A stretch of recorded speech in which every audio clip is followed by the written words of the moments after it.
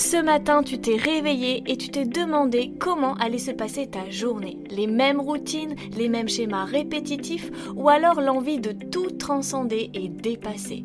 Ce qui est certain, c'est que toi seul en as la clé. J'évolue donc je suis, le podcast 100% évolution personnelle. Pour te sentir épanoui, il est essentiel de chercher à grandir à chaque instant de tes expériences, qu'elles aient été positives ou négatives.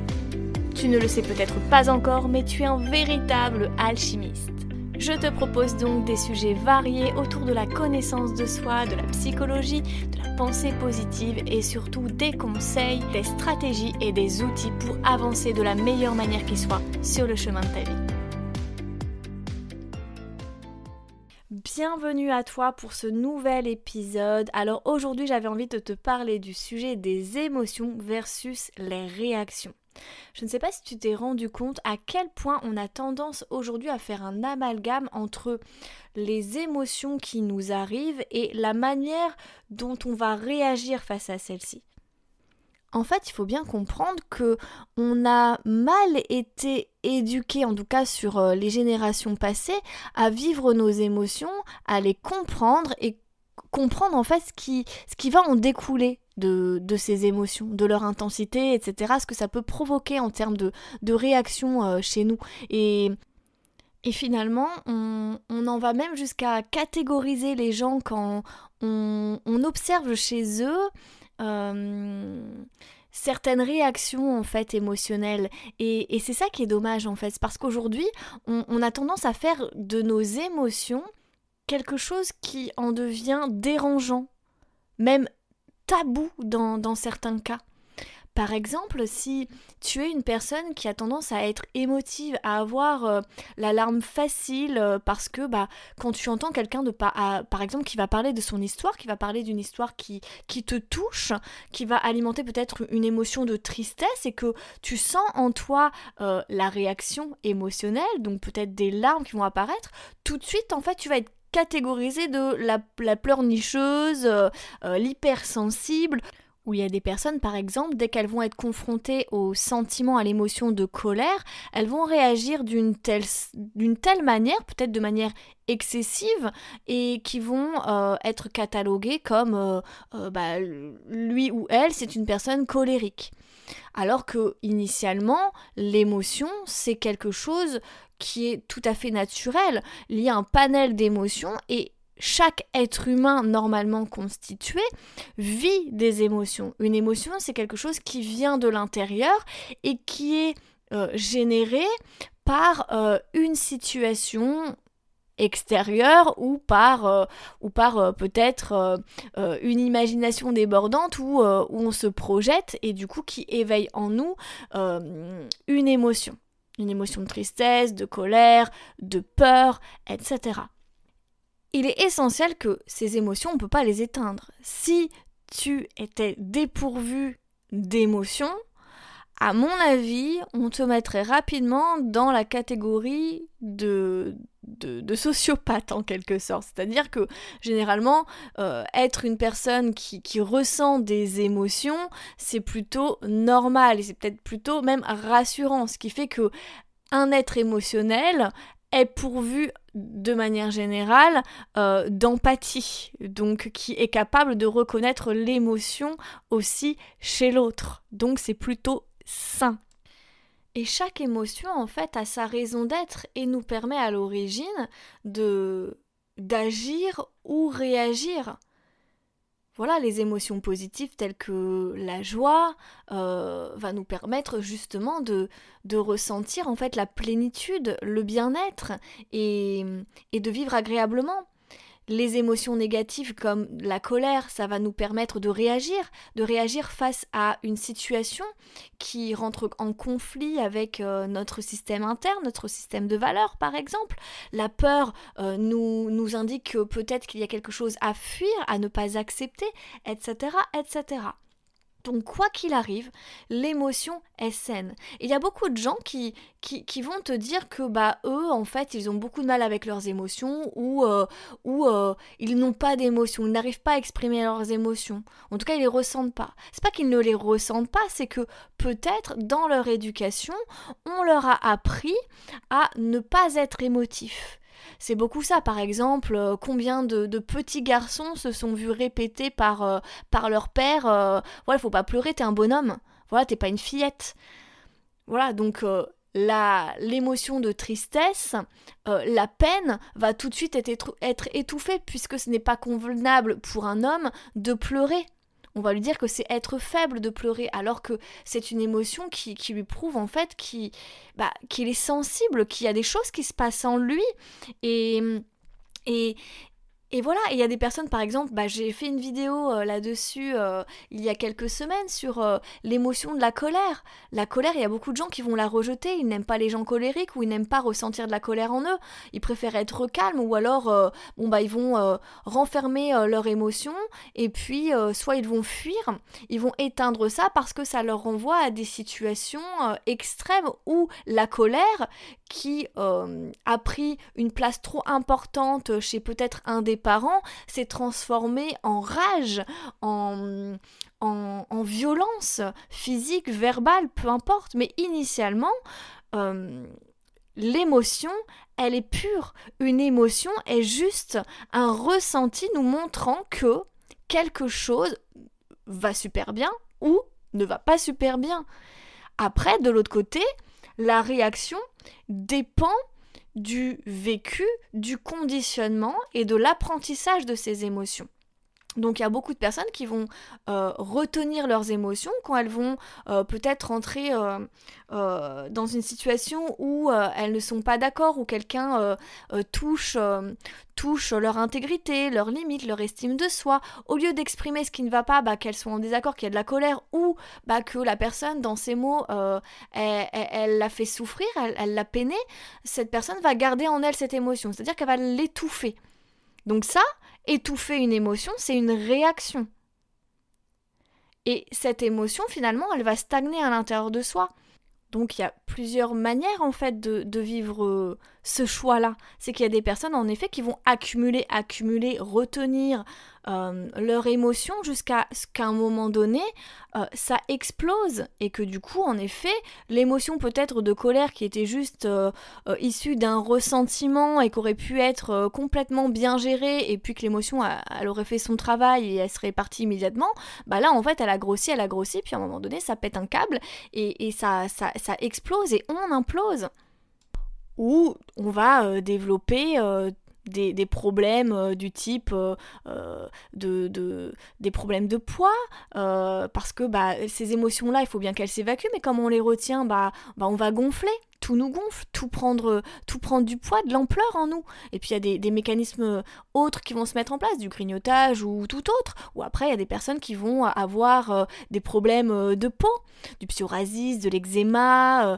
Il y a plein de choses en fait. Quand une émotion n'est pas exprimée, quand elle n'est pas vécue, à un moment donné, le corps va somatiser aussi. C'est ça qu'il faut comprendre, que toute émotion a une raison d'être, et si on ne laisse pas la place à l'émotion, elle va chercher un moyen de s'exprimer d'une manière ou d'une autre, mais du coup, l'émotion non exprimée, elle cherche à créer une réaction, entre guillemets, une réaction qui, là, va être, n'est plus juste, entre guillemets, n'est plus naturelle. Alors, au-delà d'étouffer, il y a d'autres personnes qui vont avoir tendance à fuir certaines émotions.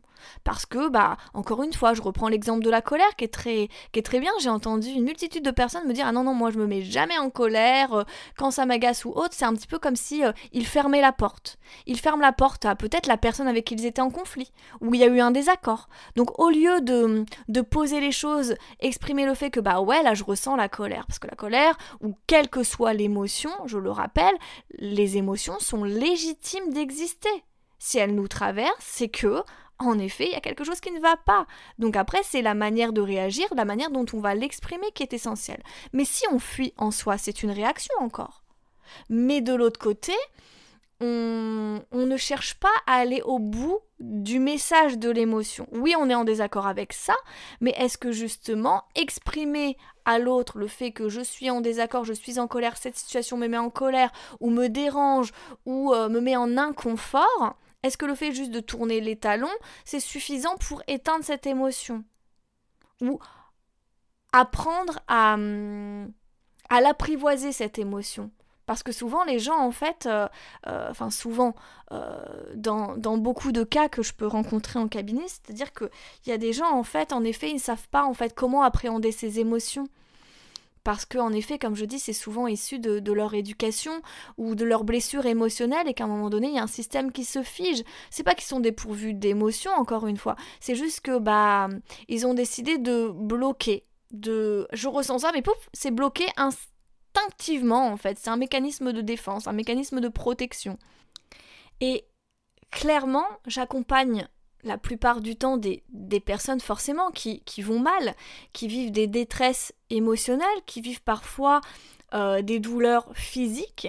Et la plus grande leçon que j'ai apprise ces dernières années, c'est que si tu ne laisses pas vivre ton émotion, si tu ne reconnais pas ce qui te traverse, ton émotion, elle va se cristalliser, c'est-à-dire qu'elle s'enregistre en toi, d'une manière ou d'une autre.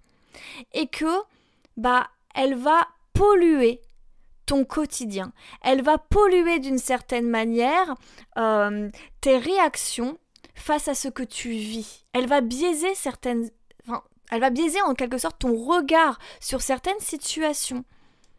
Donc, tu vas avoir des comportements peut-être inadéquats, inadaptés pour toi et pour la situation que tu traverses finalement. Et c'est pour ça que des fois on se retrouve dans des relations à l'autre face à certains contextes où on ne se comprend pas.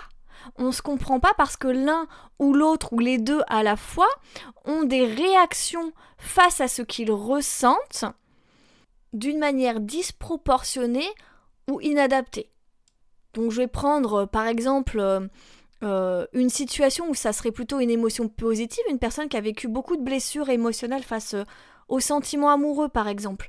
On va se rendre compte que la personne, elle commence à ressentir de la joie, un profond plaisir et puis des sentiments pour la personne en face d'elle, mais comme cette sensation, elle ne la comprend pas totalement ou ce sentiment, elle n'a pas appris à l'exploiter ou derrière c'était associé peut-être à de la souffrance parce qu'il y avait rupture, parce que je ne sais pas, que sais-je. Mais en tout cas, du coup, elle va étouffer ça en se disant ce que je ressens, c'est quelque chose de mauvais. Et du coup, la personne, elle va adopter un mécanisme de défense. Elle va peut-être s'emmurer et fermer toutes les portes à la personne dont elle pourrait développer des sentiments amoureux. Ou par exemple, j'ai eu l'exemple d'un monsieur en cabinet qui avait pas mal de peur vis-à-vis de la maladie que vivait sa conjointe. Et du coup, comme elle avait du mal à exprimer ses propres émotions, lui, il se sentait pas capable de lui dire qu'il avait peur pour elle, qu'il s'inquiétait énormément pour elle. Et du coup, il a étouffé son émotion, et son émotion s'est cristallisée à l'intérieur de lui, dans son corps, par des maux de dos violents. Et c'est là où, en fait, on est obligé de travailler sur le corps, de libérer le corps de ces cristallisations d'émotions.